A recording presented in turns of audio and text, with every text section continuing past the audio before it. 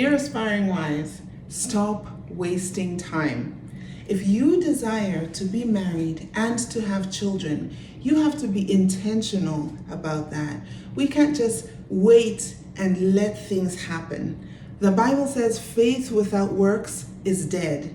And somehow I think we get this in every other area of our lives, except when it comes to relationships. The most impactful decision of my life was to give my life to Jesus Christ, to decide to follow Jesus.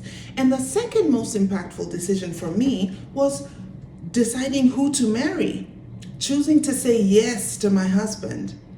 So with this pivotal aspect of our lives, why are we so lackadaisical? Oh, it'll happen. Oh, when the time is right, he'll just come and, God will bring him.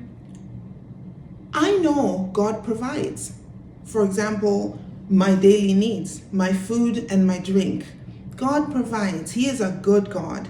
But does that mean that I just wake up in the morning and sit down at the table and wait for the breakfast to magically appear in front of me? Or at dinner time, I come home and I just think, you know what? The Lord will provide. And I sit down and wait for the food to appear. No, I stand up, open the cupboard, decide what I feel like eating, choose it, warm it in the pan, put it on a plate, get a fork, and actually eat. So when it comes to relationships, we need to take that mentality as well and stop thinking magically about things, that they'll just happen. God will bring my man to me. When maybe you are not even clear on what it is you're looking for. You wouldn't recognize him if he walked through the door right now. So here are 3 ways you need to stop wasting time. Firstly, stop wasting time in magical thinking. Building dreams and wishing and hoping and just praying and living in la la land. Stop it, because you don't do that with any other area of your life.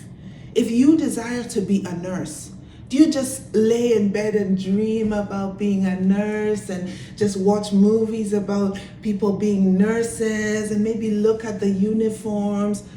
No, you actually look through what are the different nursing paths for me? What are the colleges? How much does it cost? What's the timeline?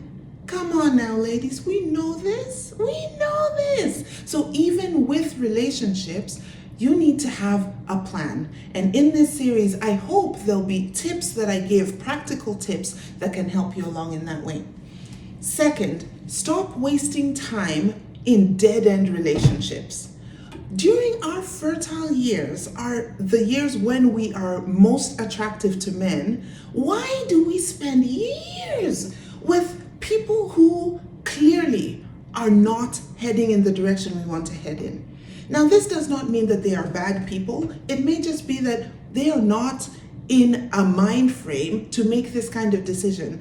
Ladies, it's up to the men to choose us. We like it, we don't like it. That's how it works best. So you need to position yourself to be with somebody who is actually wanting what you also want. You cannot convince a man to want you as a wife. That is a decision that's up to him. And your job is to figure out which man is the type of man that you would like, and then you find out, is he thinking in the same way? And if so, you head on in that direction. These year-long engagements are ridiculous, my sisters. They are ridiculous. You hear someone, oh yeah, I'm engaged, my fiance. If you have a fiance, you better have a wedding date at the same time, okay? By the time you've gotten engaged, give it a little time. The next discussion is, what is the date? Because too often, that engagement ring is used as a placeholder, just to pacify you. Oh yeah, don't worry about it. Yeah, we're engaged. And then you can't take that to the bank, sweetie. If your fiance is in the hospital and you come in, you are not considered next of kin. There's no legal arrangement between you. For all you know, he might have lots of fiancés out there. It means nothing. So do not waste time. Again, in this series, I'll go into practical things to do with how long you should be taking to vet a man, how to vet a man, and if his goals are not in line with yours, then you just amicably decide to separate and move on and find someone who will choose you as his wife. Regardless of what you hear out there, there are men who are looking for wives. So it's up to you to get yourself in the wife mindset and then present yourself in the spaces where those men are and wait to be chosen. Third thing, stop wasting time in other people's lives. You know what? Often spending time in other people's lives is a placebo that makes you not have to realize the need within your own life. So stop wasting time going through people's feeds and looking at their relationships. Stop wasting time critiquing how they're doing their relationship. Trust God for your own.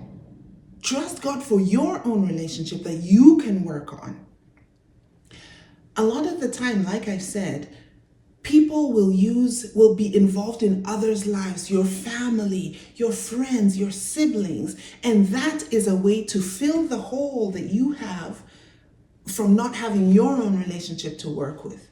So it can be hard to separate yourself from that, to distance yourself from other people's relationships, because that leaves you really empty. But the good thing about that is it makes you realize that, okay, I have this need, and that need propels you towards getting your own relationship. Don't waste time in other people's lives, in other people's relationships as a way to numb that ache. Feel that ache, feel that need, feel that loneliness, because that's what you need to propel you to get your own relationship. Stick with me through this series. I'm really excited about it because I pray that we'll have more wives, more marriages, more strong families to build up society. See you in the next one. Bye.